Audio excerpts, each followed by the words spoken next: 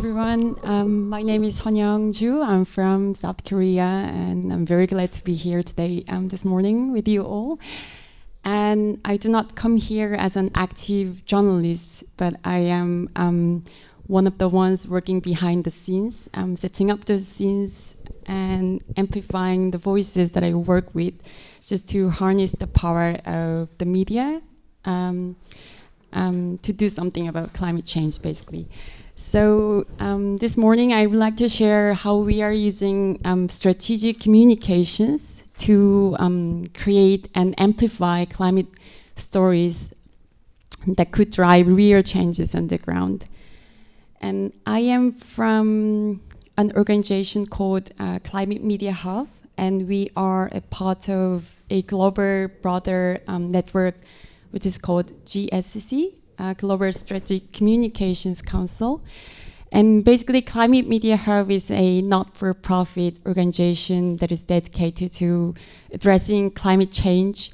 But the way we work is a bit unique in the field, I think, because we are playing a role of bridging the climate work that a range of our partners do to the media, so that the issues can get enough media attention to drive real changes on the ground. And why do we this? Why do we focus on media? And maybe this is just too obvious for many of you here who are working as a journalist, but for us, the media is one of the strongest tools that we can leverage in the fight against climate change. As the coverage reaches both the public and also the decision makers, it shapes public understanding and also serving as a gauge of public interest to decision makers. And also, the media coverage is a very important channel where the decision makers get important questions to reckon. So, it has a lot of potentials to be used.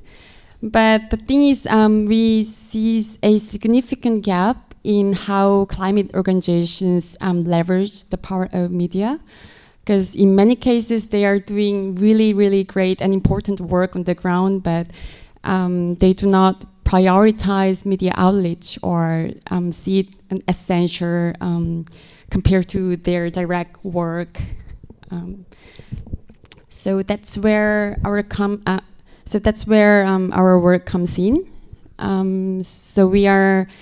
On one hand, we work very closely with journalists from both international and domestic outlets to keep them informed on climate and energy issues that need attention.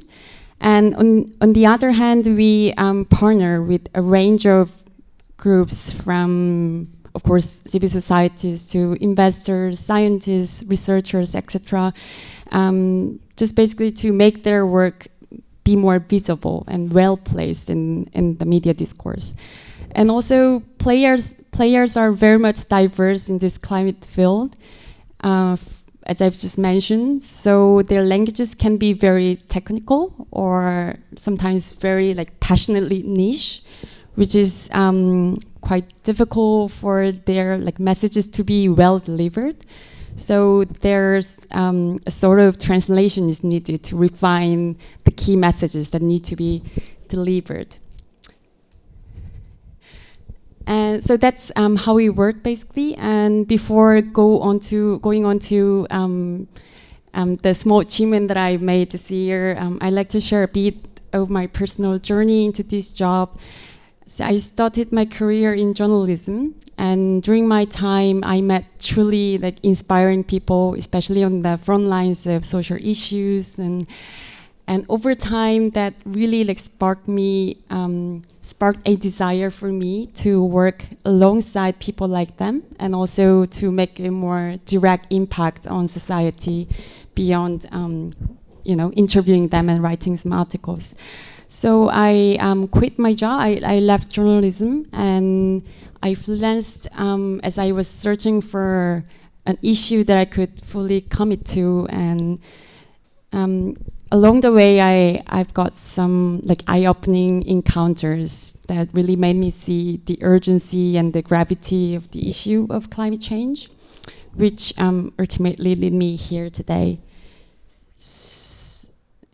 Yep. So from here now, I like to share some of the achievement that that this work has brought. So over the last 4 years, basically, and especially this year, I've led communications for Korean climate litigation. And just to give you a brief idea about these litigations, last August, the Constitutional Court of Korea delivered very historic ruling on 4 climate case litigation cases, confirming that the current national climate law is unconstitutional because it shifts too much burden on future generation. And that was a major victory for the plaintiffs and also for the climate community. And it has far-reaching implications, not just for Korea's climate policy, but also for other Asian countries like Taiwan or Japan, where like similar litigations are ongoing. And I'm not gonna go deep in the detail because in the afternoon you will have a chance to meet the guy at the center who's in a blue tie, the leading lawyer of the council, Seon Young. And this was the photo from the very last press conference following the ruling last August. And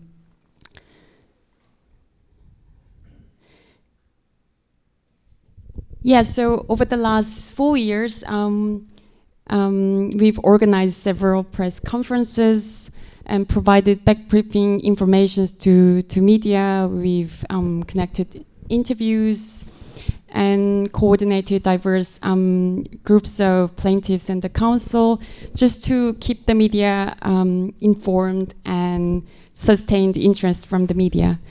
And just to share a bit from that day, it was the very last day, and like on my way to the court, I thought I might get too emotional, and I really did, but in reality, it was just a pure hectic because no one really like knew what the decision would be like, and I and my team prepared like 4 different press releases like a day before, both in Korean and English. And on that day, I was sitting on the floor at the left, intensely like updating the draft with the details from the court. So yeah, over the last, and there was actually the photo that was used in the front page of one of the majors. So if you ever seen any coverage on Korean litigation cases over the last 4 years, then it's likely that you've seen one of our works. And this ruling actually traced 4 years back to this day one, when 19 youth activists filed the very first climate litigation against the government, arguing that the current climate law is just way too low to protect their basic rights in their school uniforms. And from this day one, our team has worked with the plaintiffs and the council just to keep this story alive in the media. So as I've said, we've done a lot of like press conferences, quite a lot of them, with different groups of plaintiffs, and like shared a lot of information with journalists. So that lead to the court ruling this year, we believe. And someone might ask, okay, the coverage is good, sustained media coverage seems to be good, but what's the point of, what's the relations between the media coverage and the court ruling? Because isn't a litigation just a legal thing? But I believe the sustained media coverage played quite a role here, because earlier this year the court merged 4 different climate litigation cases into one and scheduled 2 times a public hearing, which was such a rare move, given that less than 1% of cases ever get a chance to be heard in the court. And like a lot of like domestic the coverage from the domestic media delivered very important critical key questions to judges and also to lawmakers, urging them to reflect the urgency of climate change. And also the coverage from international outlets played a key role in amplifying the impact, because that really shows, sends a very strong signal that the world was watching. And I'd like to share one of the strategies that our team suggested this year to the group of plaintiffs. So we proposed of collecting handwritten letters from everyday citizens, so voices outside of the litigations, to judges. And in less than 2 weeks, we could collect more than 130 letters from, from children to parents and so on, sharing their hopes and fears for a livable future.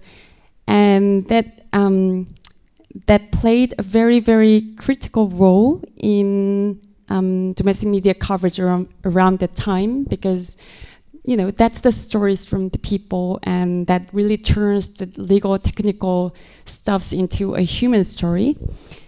And with this experience, I also see a potential of the media, not just to inform the public, but to inspire and to mobilize, because I've also collected a few letters from my friends, and since then they've shown more interest in the court ruling and also climate change. So probably this is one of the potential that needs to be more harnessed in the next steps. So this is almost the last of my story. This is the photo from the post-ruling forum that was held last month, and actually that was very first time for me to cross the press line and take a group photo with the plaintiffs and the counsel.